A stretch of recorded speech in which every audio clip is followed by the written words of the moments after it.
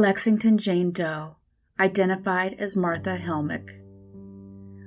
Martha Smith Helmick went missing 48 years ago when she took a road trip with her sister Flora and their employer. The three had been seen in Bridgewater, Virginia at approximately noon on August 3, 1973. The two women had decided to accompany their boss, Josh Keaton, to his family reunion in DeBolt, Kentucky, but the three never arrived. They had been traveling in a light green 1967 Ford Fairlane. John's neighbor agreed to watch his home and his dogs while he was gone. Edward was 81 and known for being a very poor driver. As a result, he'd been in numerous accidents over the years, and he'd gotten many citations. Although he lost his driver's license, it didn't stop him from driving. And for whatever reason, the Helmick sisters, 54-year-old Martha and her 52-year-old sister Flora, had agreed to ride along. So everyone had long suspected there was an accident of some sort along the way. But strangely, the car was never found. Edward had acquired the Ford Fairlane on credit, and because he no longer had a driver's license, he took little-known roads in order to evade being caught by the police. It was this habit that made it even harder to guess exactly where the trio went missing. It would actually be 43 years before the car was found. In 2016, the remains of a 1967 Ford Fairlane were located inside the Kentucky River, near the Kentucky River Valley Ferry. They didn't have any luck tracing the car, however, and all they found inside it were some bones located inside of some nylon stockings, and one single orthopedic shoe. It would take more than 5 years before DNA would give Martha Helmick her name, and finally let the world know what happened to the Helmick sisters and Edward Keaton all those years before. It's believed they perished due to an accident along the way. It doesn't appear any of this trio had an easy life. Edward lost one of his legs during combat in World War I. He won a medal for heroism, but the war took its toll, and he was eventually ruled mentally incompetent by the Rockingham Circuit Court in 1932. He would disappear frequently from the area without telling anyone, and it was this habit that led to him being appointed a guardian. While it doesn't specifically mention who the guardian was, Florrie was working as a housekeeper for Edward. It's possible the guardian was Martha, as Florrie was believed to be developmentally delayed. The Helmick sisters were orphaned as children, and they grew up together in an orphanage in West Virginia. Both women ended up marrying brothers, although Florrie was described as being mentally disabled and unable to speak more than just a few words. By the time they reached their 50s, the Helmick sisters were themselves widowed. Edward, for his part, was described as a difficult man. Very few people wanted to be around him. Flora, or Florrie as she was called, however, was a calm and sweet woman able to deal with being around the eccentric man. It's described that Florrie worked as Edward's live-in housekeeper. Some of the reference material states Martha was also his housekeeper, but it doesn't appear that was likely correct. I was curious about how Edward was able to purchase a relatively new car. Turns out, Edward had an interesting way of making money to pay his rent. He used his status as a veteran to purchase appliances on credit. He then turned around and sold them to everybody else at half price. Because he'd already been declared incompetent, nobody could hold him to the contracts. He couldn't be legally bound. He purchased more than one vehicle that way, and by the time the creditors got around to repossessing the car, it would be sitting on blocks in his yard. He would literally sell the wheels and the tires right off the car, and then he'd move on to purchasing a new one. Not living in the digital age was apparently good for Edward, as he appears to have had a larger pool of people to take advantage of.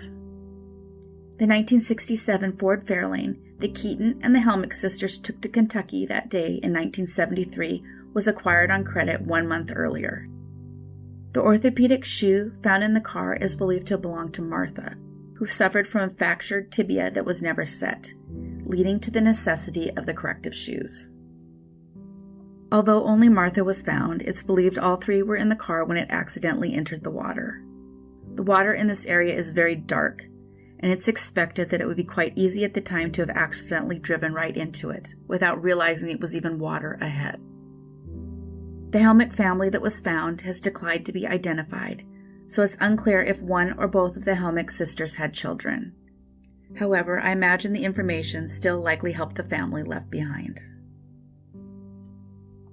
It's pretty incredible, really, that after all this time Martha was found, leading to an explanation for 3 missing individuals. It served as hope that there are others out there that can be found. If anyone is interested that cars that are found in the water with missing people inside, closing cold cases, please check out the channel Adventures with Purpose on YouTube. They have located 16 missing people inside submerged cars throughout the United States. It's a service they actually provide for people who are missing loved ones. Martha was finally identified in late December 2021. The remains of her sister and their employer have never been found. John Keaton, Martha and Flory Helmick had been missing for 48 years. Martha went unidentified for 5 of those 48 years. The Ada Bones, 1997. Identified as Stephanie Renee Judson. Stephanie Judson went missing around 1995 or 1996. And the Grand Rapids, Michigan mother of 2 was just in her late 20s. By the time she was found near Ada Township in Michigan in July of 1997, she would have been just 31. Stephanie had moved from Benton Harbor to Grand Rapids, last her family knew, but she fell out of contact with them. It turns out that at a young age, Stephanie got caught up in the wrong crowd, enjoying the party that her new friends represented. She moved away from Benton Harbor and her family lost contact. She still stayed in contact on birthdays and other occasions, but she kept her family at arm's length. It's not clear when she had her kids or where they were when she went missing.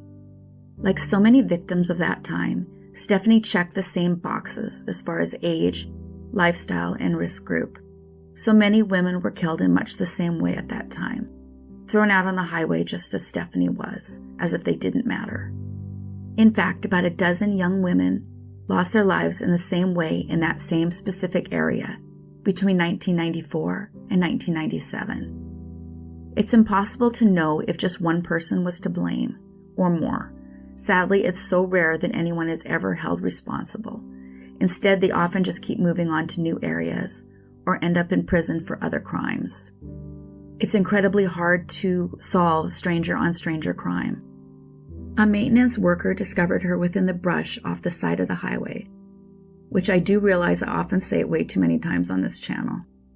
With this discovery came the name of Ada Bones. She was found near Ada Township, Michigan. They knew she'd been there for a few years, but not much else. She had previously broken her nose, and it had healed in an odd way. Her teeth were in pretty bad condition due to lack of dental care. This made the police think she came from a poor household.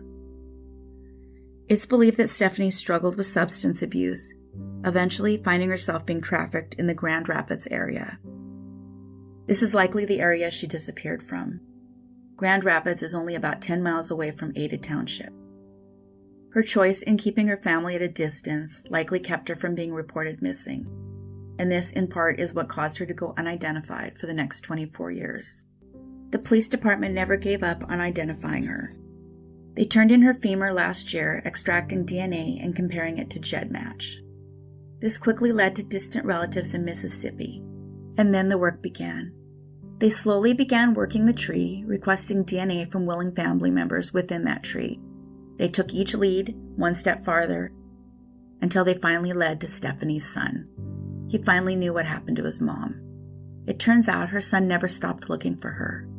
In fact, he wished her a happy birthday on Facebook just last year, hoping he would someday find her himself, saying, "You are missed wherever you are." This is why it's so important if anyone knew her to come forward with information on her movement at the time. Her family knows she moved to Grand Rapids with a man named Gregory Kelly. Court records show this man was a violent offender who died of COVID-19 in 2020 while serving prison time for trafficking other women.